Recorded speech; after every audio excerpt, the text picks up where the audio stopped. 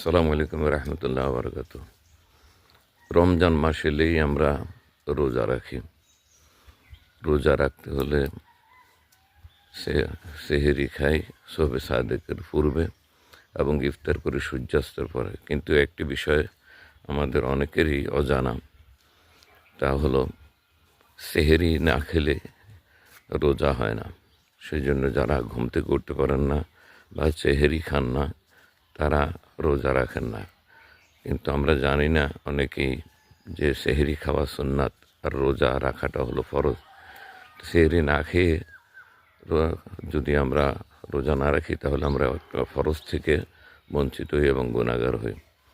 সেজন্য মাসলা মাসাইলা আছে, সেহরি না খেলেও রোজা হয়ে যাবে, কারণ সেহরি তো সুন্নত।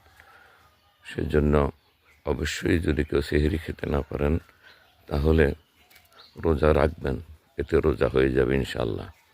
বিষয়টি অতীব গুরুত্বপূর্ণ, আশা করি ভিডিওটি ছড়িয়ে দিবেন।